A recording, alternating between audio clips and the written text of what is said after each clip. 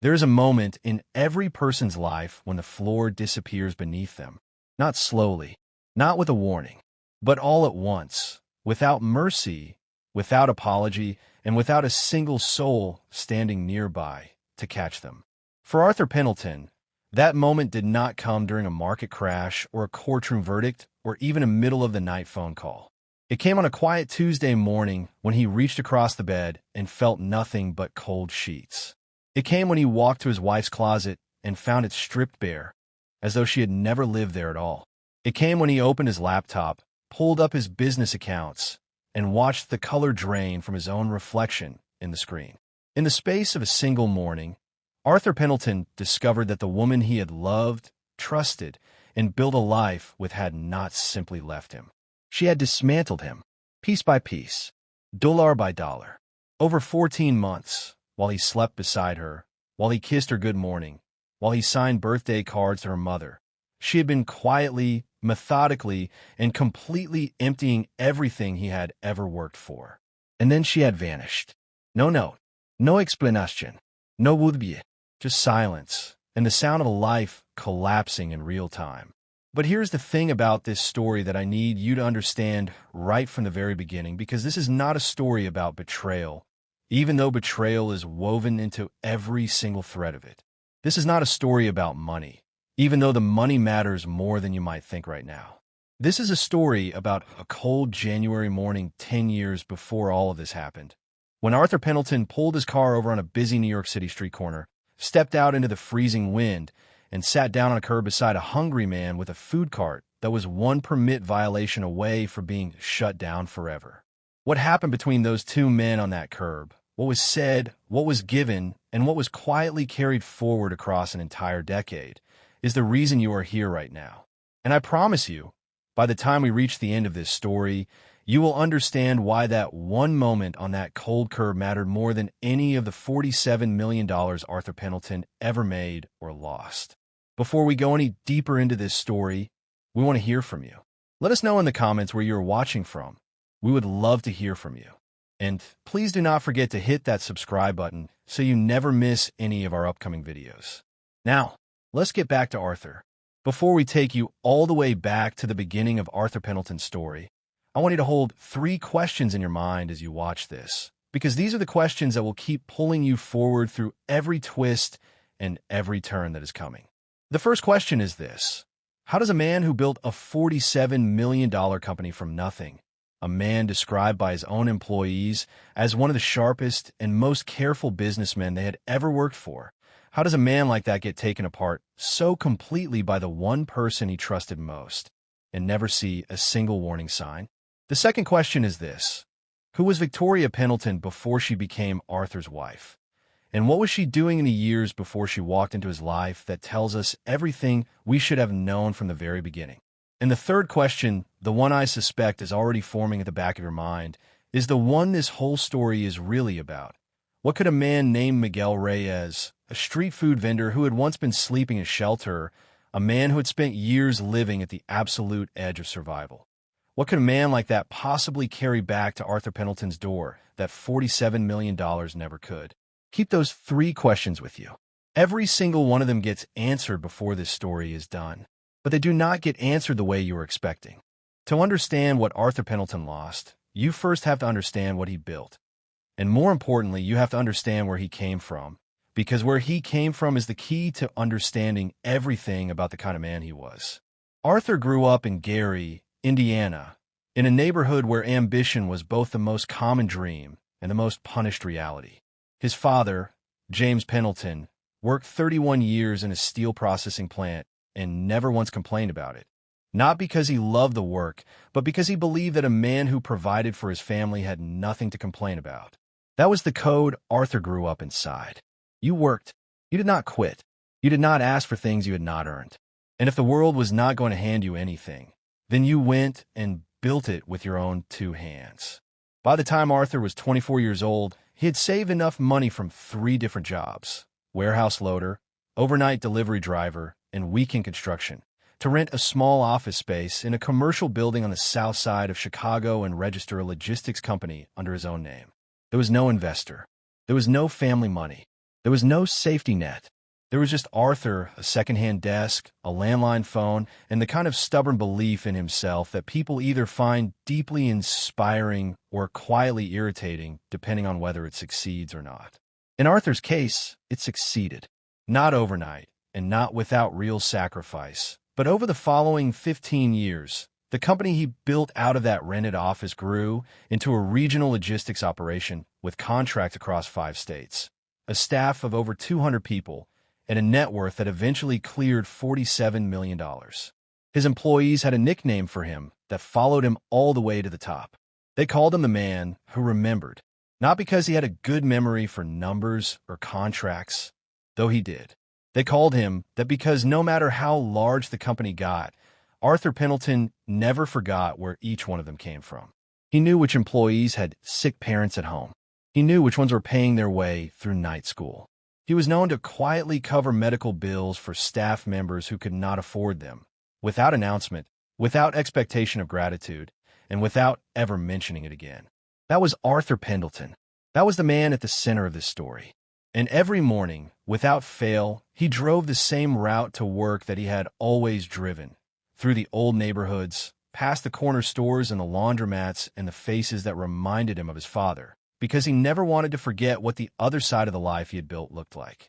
And it was on one of those morning drives, on a freezing January morning in the year 2009, that Arthur Pendleton first saw the man with the cart. Miguel Reyes was 53 years old and had been working that corner on the edge of Michigan Avenue for nearly 3 years by the time Arthur noticed him. He was a veteran, a former Army logistics specialist who had served 2 tours and come home to find that the country he had served had very little waiting for him on the other side. No estaba el employment. No family support system that could absorb the weight of what he carried back from his service. And eventually, after a period that Miguel has since described in his own words as the darkest years of my life, no home either. The food cart had been his lifeline. A city outreach program had helped him get started, and for 3 years he had worked that corner in every weather condition New York could throw at him. Blizzards, heat waves, torrential rain, because the cart was the only thing standing between him and going back to the shelter. Most people walked past Miguel without slowing down. That is not a judgment. That is just the truth of how invisible certain people become in a city that is always moving at full speed. But on that January morning in 2009, with the temperature sitting at 12 degrees and the wind cutting through everything, Arthur Pendleton did not walk past. He pulled his car over, got out, bought a bowl of soup, and then did something that Miguel Reyes has said he has never forgotten in all the years since. He sat down, right there on the curb, in his work coat, in the cold, with a bowl of soup in his hands. And he sat with Miguel for 45 minutes. They talked. Not about business, not about the weather, not about anything that required either of them to be more or less than exactly who they were in that moment. They just talked. Before Arthur left, he paid off the 3 months of overdue permit fees that had been threatening to shut Miguel's cart down. He handed him an envelope, and he drove away. Miguel Reyes said later, and I want you to hold on to these words because they're going to come back around before this story is over. He said that Arthur Pendleton did not give him money that morning. He said Arthur gave him back something that 3 years on the streets had taken from him piece by piece. He gave him back his dignity. And Miguel tucked that away somewhere deep inside himself, somewhere that no amount of hardship and no passage of time would ever be able to reach. Now I need to talk about Victoria, because you cannot understand what happened to Arthur without understanding the woman who walked into his life in 2004 and positioned herself with extraordinary patience and precision at the very center of everything he had. Victoria Mercer met Arthur at a charity gala in downtown Chicago. She was 31 years old, polished in a way that suggested both old money and real effort, and she possessed a particular kind of social intelligence that made every person she spoke to feel as though they were the most interesting person in the room. Arthur, who by his own admission had always felt slightly out of place at those kinds of events despite his success, said Victoria was the first person who ever made him feel like he actually belonged in those spaces. She had a gift for that. She had a gift for making people feel seen exactly as much as she needed them to feel seen. Within 6 months of that first meeting, they were inseparable. Within 18 months, they were married. And for a while, at least on the surface, the life they built together looked exactly like the story Arthur had always told himself he was working toward. The big house, the vacations, the fundraising events, and the social pages, and the life that looked, from every external angle, like the payoff for everything he had sacrificed to build it. But there were people in Arthur's life, people who had known him long before Victoria arrived, who quietly noticed things that did not sit right. A former business partner of Arthur's, a man named Dennis Holt, who had worked alongside him since the early years of the company, said in a conversation years later that Victoria always seemed more focused on the architecture of Arthur's wealth than on Arthur himself. He said she had a particular habit of asking questions about the company's financial structure that went slightly beyond what you would expect from a curious spouse. He said she had an interest in the legal framework of the accounts, in the names on the trusts, in the question of access and authorization, that he had found quietly unsettling even at the time. But Dennis also said that Arthur was deeply in love, and that when a man is deeply in love, the people around him who raise questions are very rarely thanked for it. So Dennis kept his concerns to himself, and life continued. What nobody in Arthur's circle knew, what would only come to light years later, after everything had already collapsed, was that Victoria Mercer had a history that predated her relationship with Arthur by a significant stretch. A history that involved a man in Cincinnati named Robert Farrell, a successful property developer who had met Victoria at a real estate event in 2001, fallen quickly and completely for her, and found himself, 3 years later, missing a substantial portion of his business assets in circumstances he struggled to explain to anyone who asked. Robert Farrell never pressed charges. He was embarrassed. He was heartbroken, and he had no way to prove, at least not in the way a court would require, that what had happened was anything other than a series of unfortunate financial decisions he had made voluntarily. He moved on, he rebuilt, and he kept quiet in the way that people who are ashamed of having been deceived tend to keep quiet, which meant that when Victoria Mercer walked into Arthur Pendleton's life 3 years later, she brought nothing with her that anyone could see. The trouble with Arthur's company did not arrive all at once. It arrived the way most serious trouble arrives, which is slowly enough that each individual sign seems manageable on its own, and only becomes terrifying when you look back and see all the signs lined up together. In the early months of 2017, a major federal contract that the company had been counting on fell through at the final stage. That alone would have been a significant setback, but a survivable one. What made it dangerous was that it coincided with the quiet exit of a key investment partner who had been providing a line of credit that Arthur had been using to cover the gap between project completion and payment, the way most businesses of that size operate, extended on trust that the revenue would follow. When that line of credit was withdrawn, the gap became a problem, and then the problem became a crisis. Arthur began selling assets. The vacation property went first, then 2 of the vehicles. Then came the conversations he had been dreading most, the conversations with employees, people he had known for a decade and more, telling them that the company could no longer sustain their positions. He described those conversations later as the hardest thing he had ever done in his professional life. Harder than any negotiation, any failed deal, any sleepless stretch of the building years. Because these were not numbers on a page. These were people with mortgages and families and children in school, and Arthur felt the weight of each conversation for weeks afterward. Through all of this, he said, Victoria seemed different. He could not put a specific word to it at the time. She was present. She was attentive. She came to him in the evenings and listened while he talked through the problems. But there was something in her eyes during those conversations that he could not quite read. Not worry exactly. Not fear. Something cooler than either of those things.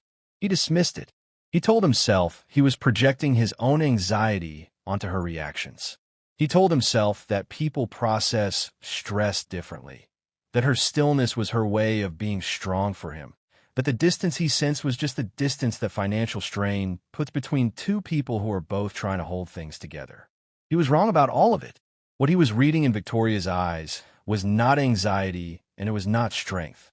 What he was reading, though he would not understand this until much later, was calculation. Because while Arthur was scrambling to stabilize the company from the outside, Victoria had spent 14 months very quietly destabilizing it from within. Beginning in early 2016, using co-signatory access to 3 of Arthur's primary business accounts that she had obtained under the entirely plausible explanation of estate planning, Victoria had been making transfers. They were never large enough to trigger an automatic alert. They were structured in a pattern that looked, on any individual review, like routine intercompany movement. 30,000 here, 45,000 there, sometimes less, sometimes more. 14 months, dozens of transfers, one destination that Arthur knew nothing about. The total amount, when the forensic accountants would eventually add it all up, came to $4,200,000. Every dollar of it gone to accounts registered under a name that was not Victoria Pendleton and not Victoria Mercer. A name that nobody in Arthur's life had ever heard before. And by the time Arthur would discover any of this, Victoria would be gone. On the morning of March 14th, 2018, Arthur Pendleton woke up alone. This was not by itself unusual. Victoria had always been an early riser, and there were mornings when she was already downstairs or at the gym before Arthur opened his eyes. So he lay there for a few minutes in the quiet of the bedroom, thinking about the phone calls he needed to make that day, the numbers he needed to review, the conversations he could not keep putting off. Then he got up, walked to the kitchen, found it empty, and assumed she had gone out early. He made coffee. He sat down at his laptop. He pulled up the business accounts the way he did every single morning without exception, because that was the discipline that had built everything he had, the daily discipline of knowing exactly where the money was and where it was going. And then he stopped. He leaned forward. He looked at the screen again, because what he was seeing did not make immediate sense to a mind that had not yet had time to accept what it was looking at. The account balance was wrong. Not slightly wrong.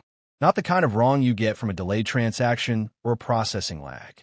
Wrong in a way that indicated absence. Significant structural absence. He opened the second account. Wrong. He opened the third. Wrong. He sat at that kitchen table for what he would later describe as a very long time, though he could not tell you how long, going through every account he had access to with the growing, nauseating certainty that what he was seeing was real, that had been happening for a long time, and that somewhere in the house behind him, the explanation for all of it was missing. He walked upstairs. He opened the door to Victoria's walk-in closet. It was empty, not cleared out hastily, not left in the disarray of someone who had packed in a panic. Empty in the way that takes planning. Empty in the way that tells you the person who left had known for some time that they were going to leave and had been preparing for it quietly, calmly, and with considerable care. Arthur stood in that empty closet for a long time. Then he went back downstairs, sat in front of his laptop, and started making calls. The first call was to his accountant. The second was to his attorney. The third, eventually, was to the police. None of those calls went the way he needed them to go. The detective assigned to Arthur's case was a 20-year veteran of the Financial Crimes Division named Carl Briggs, and he was, by every account, a thorough and experienced investigator. The problem was not the detective. The problem was the law, and specifically the gap between what had clearly happened and what could be legally proven to have happened. Victoria had co-signatory access to the accounts. She had not hacked into a system or forged a signature. The transfers she had made were authorized, at least on the surface, because her name was on the accounts alongside Arthur's. Carl Briggs explained this to Arthur in the kind of measured, careful language that professionals use when they're delivering information they know is going to be devastating. He told Arthur that what he was describing sounded, from a legal standpoint, far more like a civil matter than a criminal one. He told him that without evidence of fraud, without proof that the authorization had been obtained through deception, the case was going to be difficult. He used the word difficult the way people use it when they mean close to impossible, but do not want to say that yet. Arthur pushed back. He hired a civil attorney. He filed a missing persons report. He cooperated with every investigation, answered every question, handed over every document that was requested of him. And one by one, the leads that seemed promising turned to nothing. A woman matching Victoria's description was reportedly spotted at an airport in Miami 4 days after she vanished. Security footage was reviewed. It was not Victoria. A former colleague of Victoria's came forward with a claim that Victoria had mentioned, during a conversation 2 years earlier, a plan to one day move to Europe. Investigators pursued that thread for 3 months. It produced nothing. And then came the moment that Arthur has since described as the single most demoralizing experience of the entire ordeal. His own attorney, quietly and carefully, raised the question of whether Arthur might have been aware of the transfers at the time and was now exaggerating his losses for insurance purposes. That suggestion went nowhere. It was investigated and found to have no basis. But it cost Arthur his legal representation. It cost him additional months of delay. And it planted, in the circles where his professional reputation lived, a seed of doubt that certain people were only too willing to water. By the spring of 2019, Arthur Pendleton had no active legal case, no functioning company, no assets, and a reputation that had been quietly poisoned in ways he could feel but could not easily fight. He was living in a single rented room in a part of Chicago he had not called home since he was in his early 20s. He had stopped answering his phone. He had stopped going outside unless necessity demanded it. He was 52 years old, and the life he had spent 30 years building had been reduced, through the patience and precision of a woman he had loved completely, to almost nothing. He almost did not answer it. That is the part of this story that stays with me, that I keep coming back to when I think about how close this whole thing came to ending differently. Arthur had developed a habit, in those months, of not answering the door. There were debt-related visits he was not ready for. There were neighbors he owed explanations to. There were people from his former life who he suspected came not out of genuine concern, but out of curiosity, wanting to see what a man looked like when everything had been stripped away from him. So when the knock came on that Tuesday morning in November of 2019, Arthur's first instinct was to stay exactly where he was, in the chair by the window, and let whoever it was eventually leave. But something made him get up. He has said in the years since that he cannot explain it. He was not expecting anyone. He had no reason to believe the person on the other side of that door was going to be anything other than another uncomfortable interaction he did not have the energy for. But something moved him out of that chair and across the room and put his hand on the door handle. He opened the door, and standing there, older than Arthur remembered, his face carrying the particular kind of quiet steadiness that belongs to people who have been through genuine hardship and come out the other side intact, was Miguel Reyes, the man from the corner of Michigan Avenue, the man with the food cart, the man Arthur had sat beside on a cold curb 10 years earlier, and, if he was being honest with himself, had not thought about in a very long time. Miguel was holding a folder. It was a plain manila folder, the kind you might find in any office supply store, thick with papers, the corners slightly bent from being carried a long distance. And Miguel Reyes looked at Arthur Pendleton, looked at this man who was thinner than he remembered, older than his years, living in a room that could not have been more different from the life he had built. And he said 4 words. He said, "It is time to talk." Arthur stepped back from the door. Miguel walked in, and what happened over the next 3 hours in that small rented room changed the course of everything that came after. Here is what Arthur did not know about Miguel Reyes in the 10 years since that January morning on Michigan Avenue.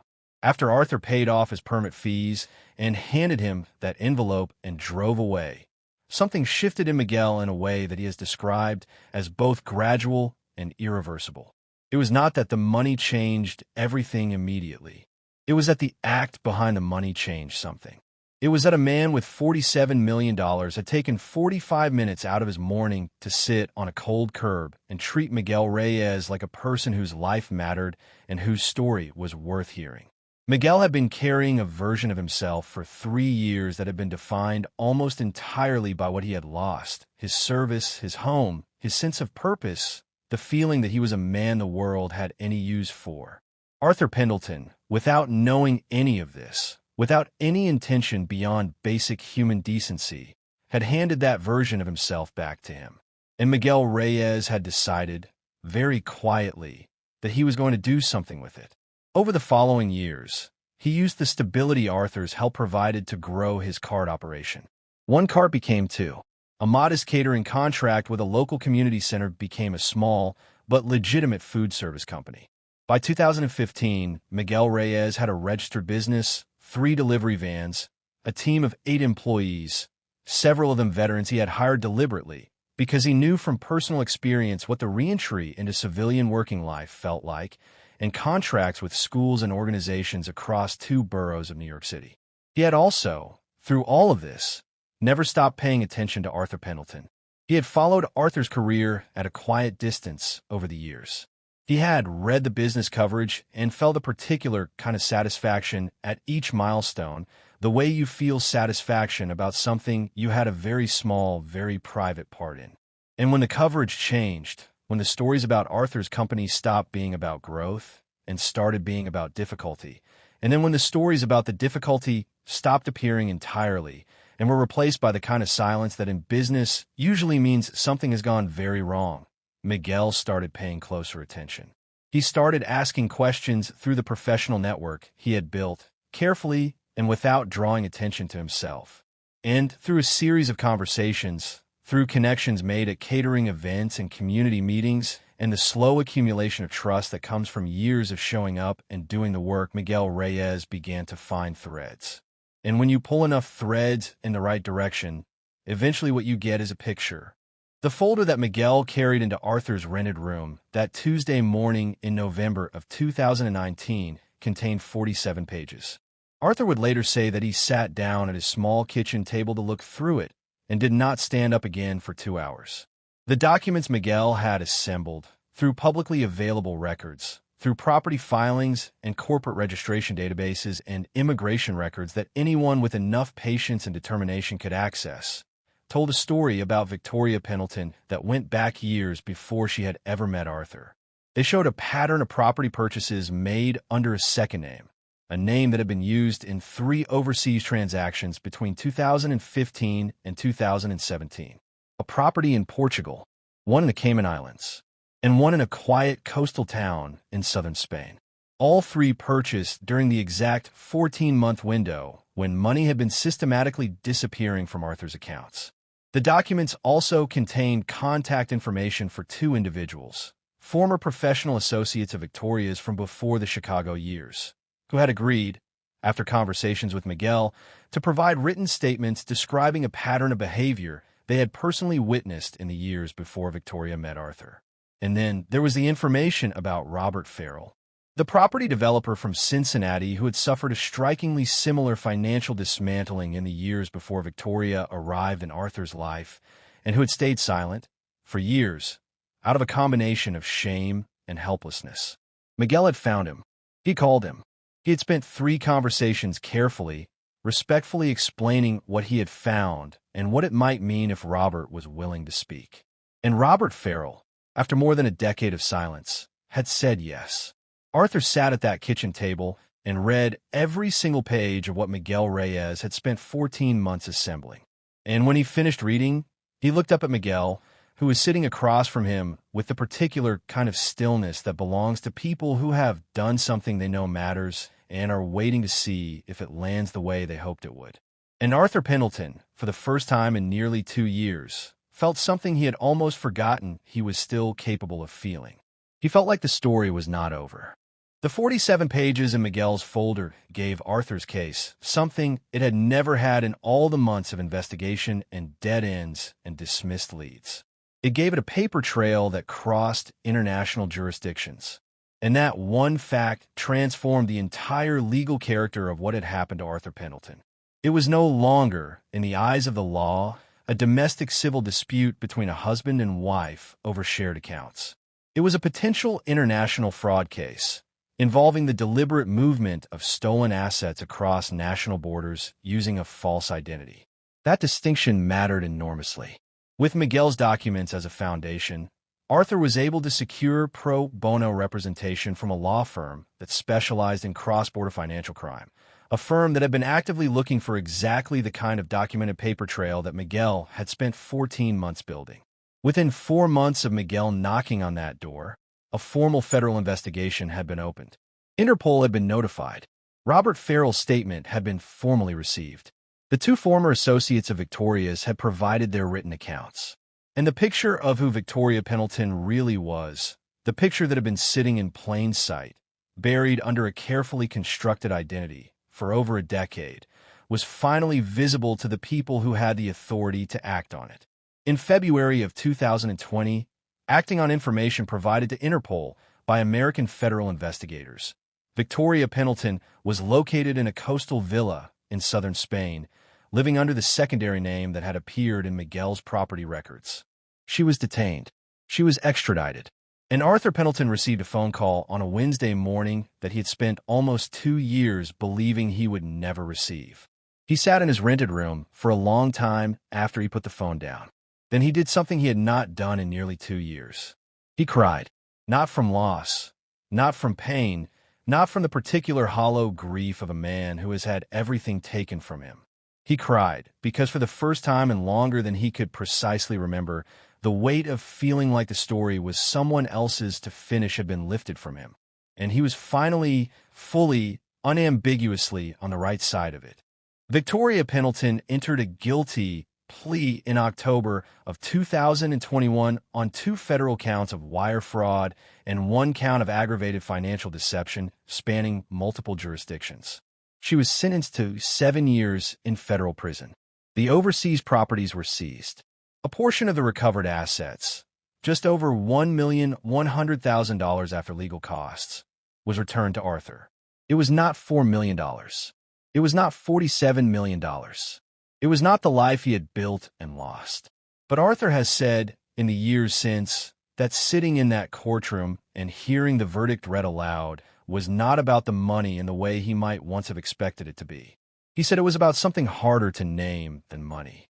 It was about the difference between being the person something happened to and being the person who saw it through. It was about the particular restoration that comes when the truth, even long after the damage is done, is finally officially acknowledged as the truth. The company he had built was gone. It could not be rebuilt in the same form.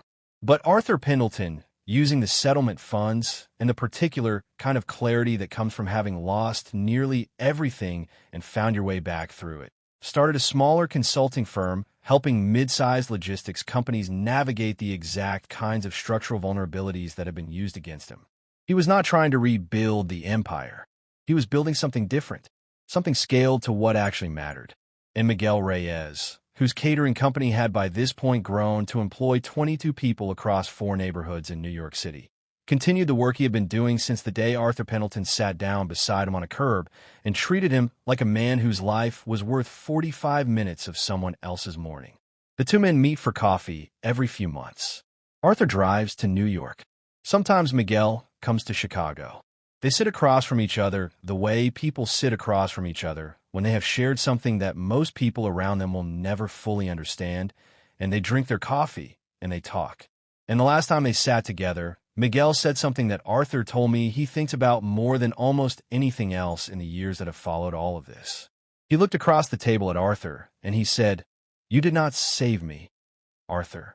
You just reminded me that I was worth saving. And I decided you deserve the same reminder.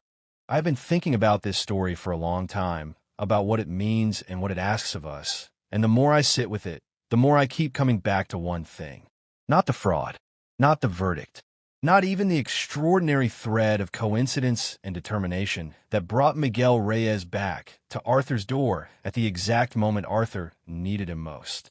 I keep coming back to that January morning in 2009, to the fact that Arthur Pendleton, a man with $47 million and a full schedule and every reason in the world to keep driving, stopped.